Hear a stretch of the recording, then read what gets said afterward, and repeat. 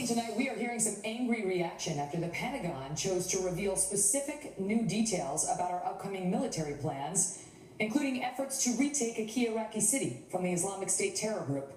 The disclosures include the number of Iraqi troops that will be involved and a specific time frame for the battle. The news stunning some military intelligence officers who tell Fox News this information may help the enemy. Joining me now, retired Lieutenant General Tom McInerney is a Fox News contributor, and Arkansas Senator Tom Cotton is a member of the Armed Services Committee as well as an Iraq and Afghanistan war veteran. So we had two Marks in the first segment. We have two Toms here. Thankfully, you guys have different titles, so I'll start with you, Senator, and you tell me whether this will help the enemy and why we do it. Megan, it's good to be on with you. It's very mystifying why this administration would reveal potential plans to retake Mosul. If a private in Iraq had revealed this kind of planning inadvertently by leaving a plan in the chow hall of the gym, he might have faced a court-martial. But it's now become a matter of policy that this administration is going to announce war plans in advance. It only increases the risk. You have to wonder, given the timing right after the summit on countering violent extremism, that this is the administration trying to get a PR win, since this summit hasn't produced anything other concrete to justify the president's failures in counteracting the Islamic State in Iraq and Syria. Do you agree? Because they're saying in April this may happen. It's like February. Why would we be announcing that tonight? Well, I agree with Senator Cotton. It's absolutely bewildering.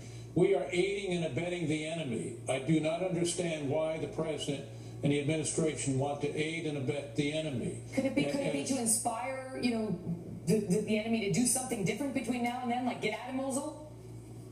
Well, maybe, but the way they have been acting, they're not going to get out of Mosul. They're going to stay probably, and it's still going to expose our forces to a certain risk because they're going to be doing a lot of defensive preparations, IEDs, different force positions, knowing an attack is coming, all those kind of things that are going to make our troops more vulnerable. So again, it's aiding and abetting the enemy, and I don't understand why they're doing it, Megan. Senator Cotton, we've had so much discussion over these past few days about whether this president needs to name the enemy as radical Islam, as so many generals, even administration officials under Barack Obama have come out and said he needs to do it. I mean, today the New York Post hit him, putting a blindfold on him, suggesting he doesn't understand that it's Islamic terror. You can see that. But the administration says, well, I'm not going to quibble over the language. We're not going to play into the terrorist propaganda. That's why we don't say it. What say you?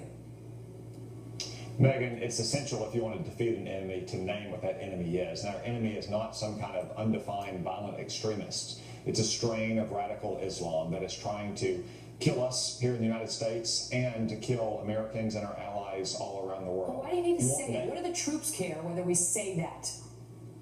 Our troops at every level need strong and confident leadership. And if you're not willing to call your enemy what it is, you're emboldening that enemy. You're making the Islamic State a stronger force that plays into the myth that America is a paper tiger, that doesn't have the courage to even call our enemy what it is. And also, it's repeating the pattern that this president has of underestimating our enemies. Just a month ago, he taunted Vladimir Putin in the State of the Union. And now Vladimir Putin controls more of Ukraine than he did a month ago. A year ago, we called the Islamic State the JV team. If we're not willing to call our enemy what it is and confront it on its own terms, then our enemy knows that it's on the offensive, and that's why it's recruiting so many jihadis from around the world. General McInerney, that President Obama said that it's not playing into their hands. It's refusing to play into their hands. They want us to say we're at war with radical Islam or Islam because that's their message to recruit people. America is against Islam. Come join with us. That's how the president explained it.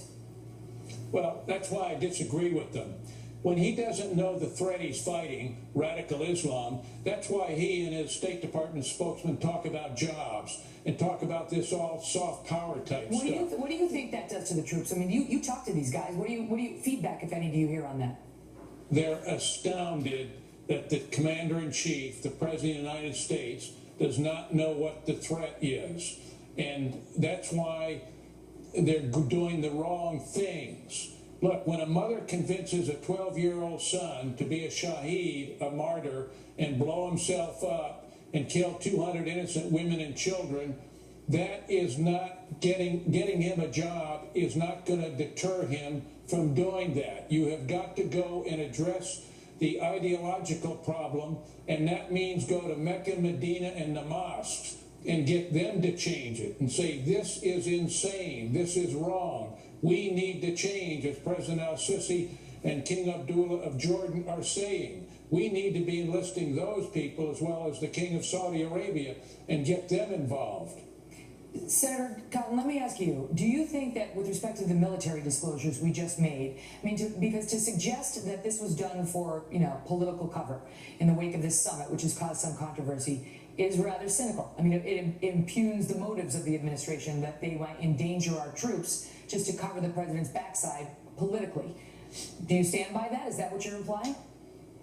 Megan, there are many reports from many generals and admirals, active duty and retired, who say that the president and his senior West Wing advisors are micromanaging this war to a degree that they have never seen before. And unfortunately, when the president has a summit on countering violent extremism, and they talk about social workers and the fact that we're wanting to name their enemy, and then they, right on the heels of that, they reveal very sensitive war plans that are going to put our troops and Iraqi troops at greater risk. It invites that kind of analysis. Got to run. Good to see you both. Thank you. We are also